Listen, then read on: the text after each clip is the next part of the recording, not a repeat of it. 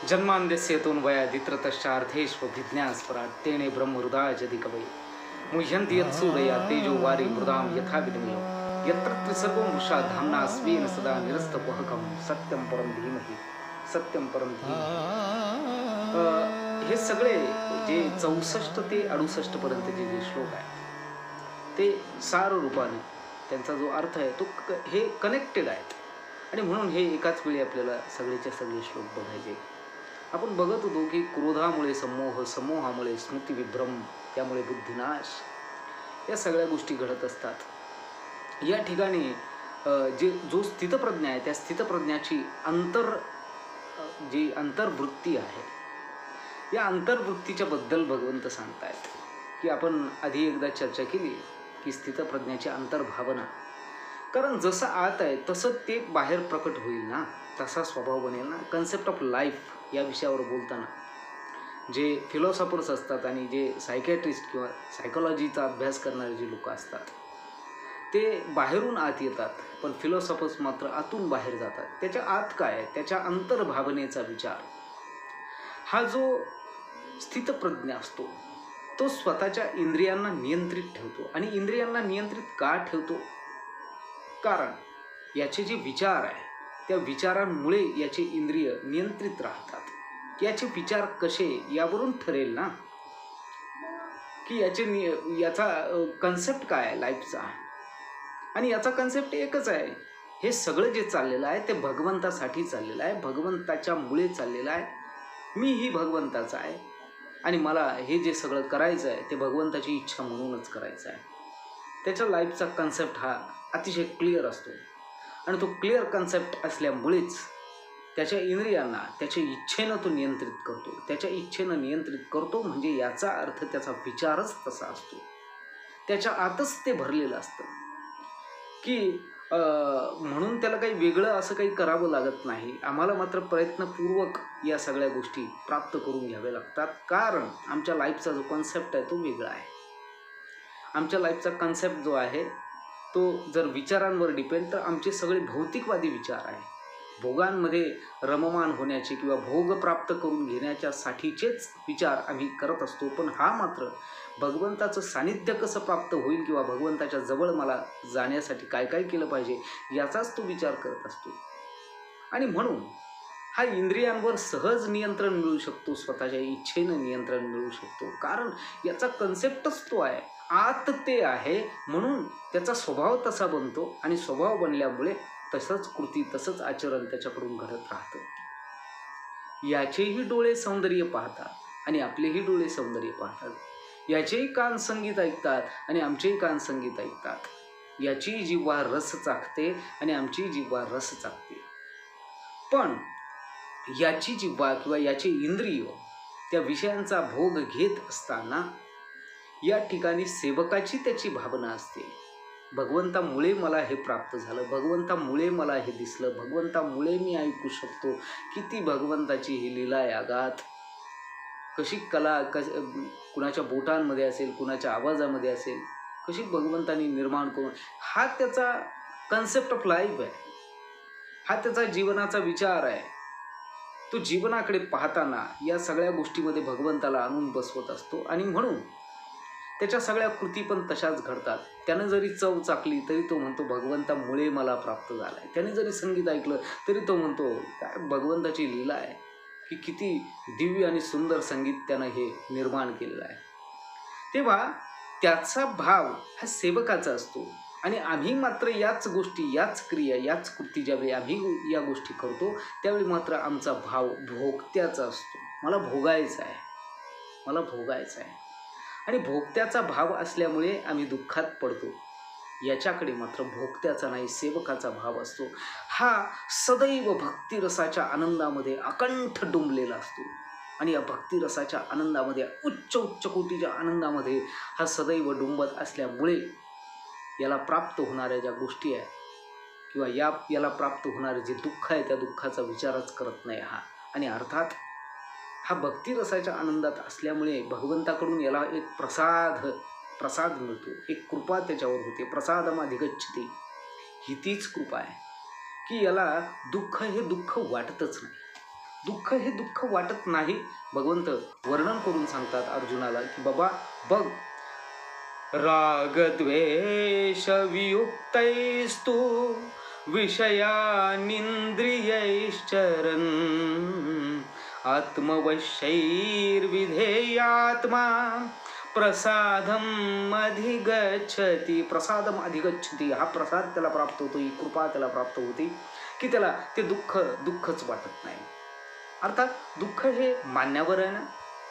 समजा एखादी भिंत आहे आणि त्या भिंतीला बुक्का मारला, लागेल कुणाला? प्रश्न आहे मोठा.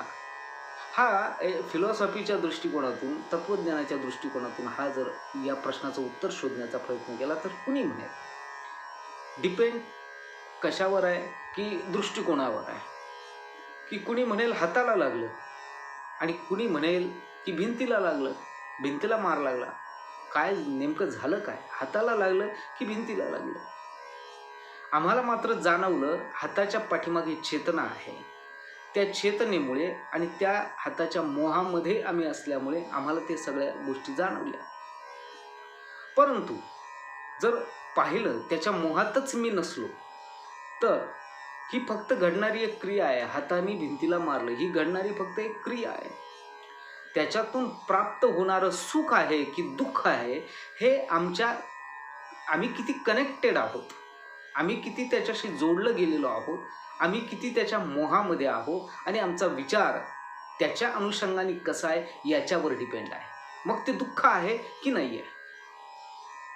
तेव्हा हा जरी कृती घडतायत याच्या जीवनामध्ये, तुकाराम महाराजांच्या जीवनामध्ये दुःख नाही आलं का? आपण विचार तोच तर करतोय. यांना दुःख प्राप्त होतं पण या दुःखाला ते दुःख मानतच नाही.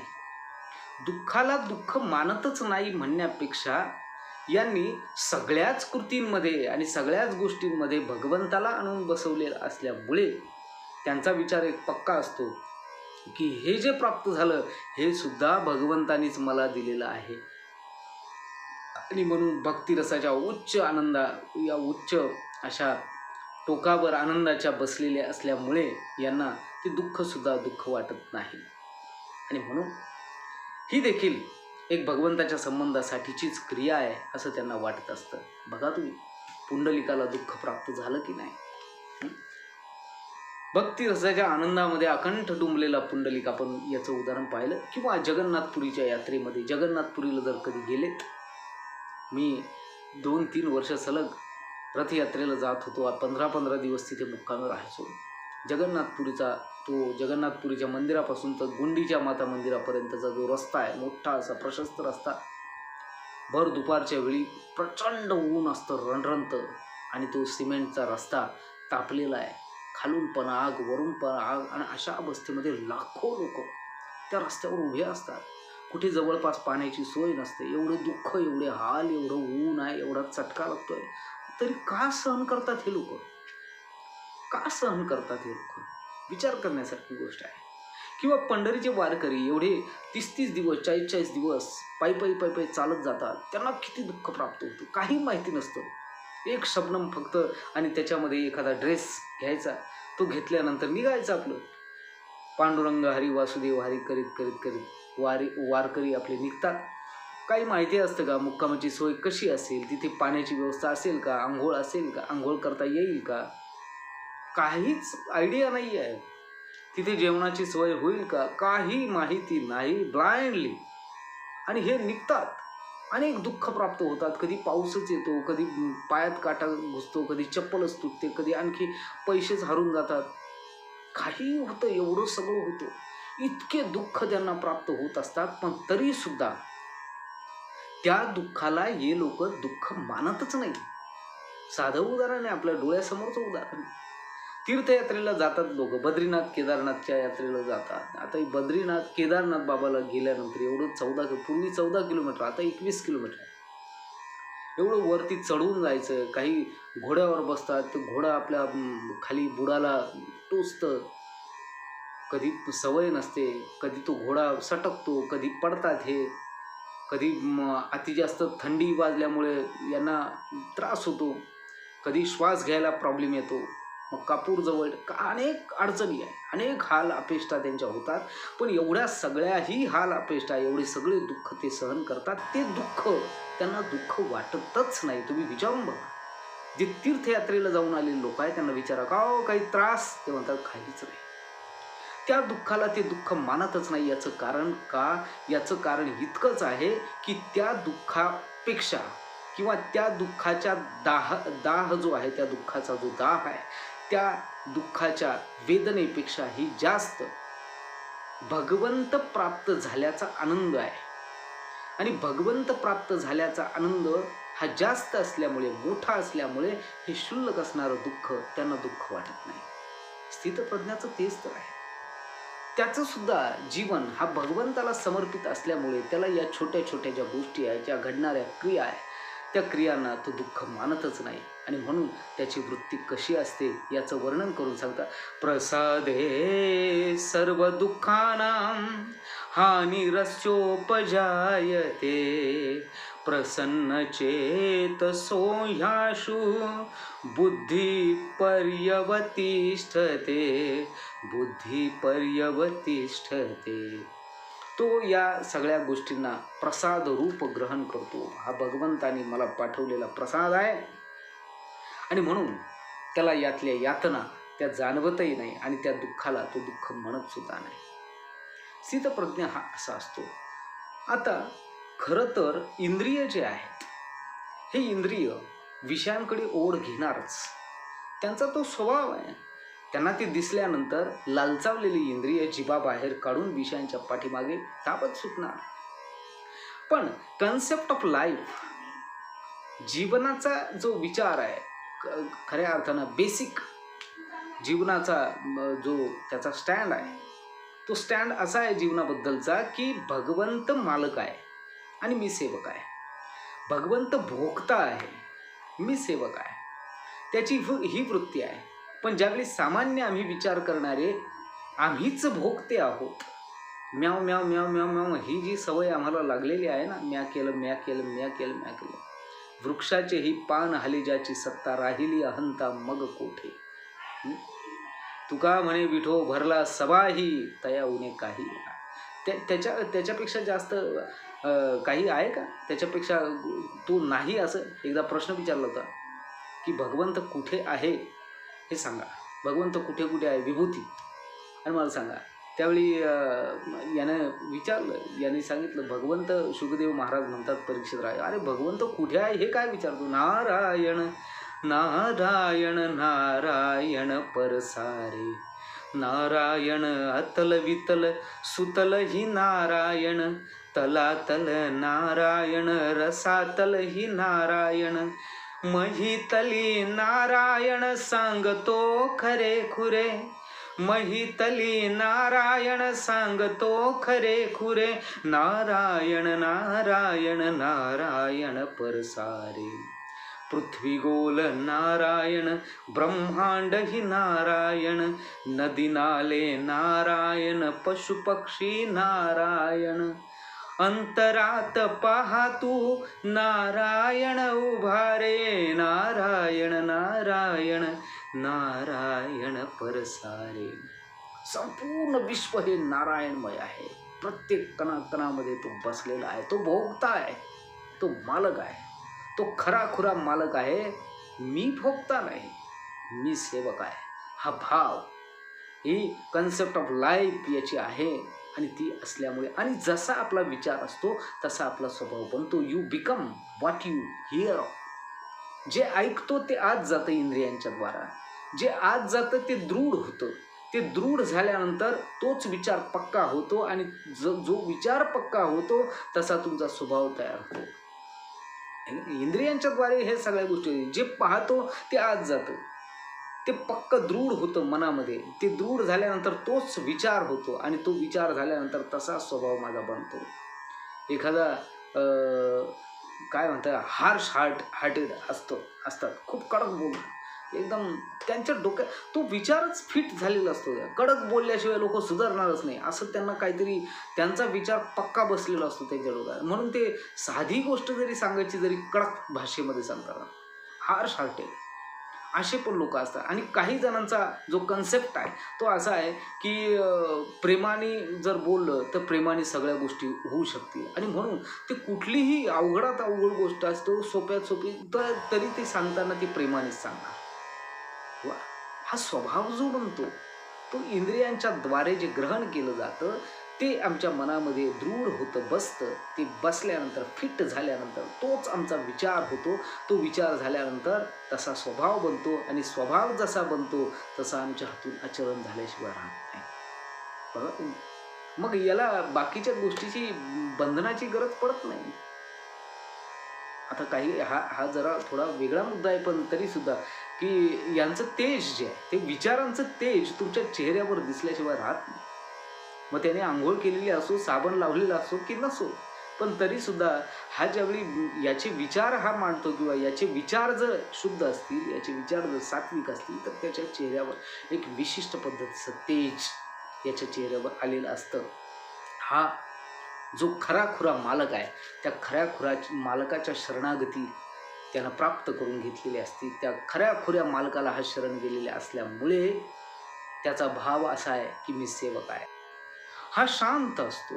याच त्याच्या कन्सेप्टमुळे, याच त्याच्या जीवनाविषयीच्या दृढ झालेला त्याचा जो जीवनाविषयीचा विचार आहे तो विचार त्याच्या स्वभावातून प्रकट होतो, आणि त्याचा स्वभावामुळे त्याचं आचरण तसं घडतं.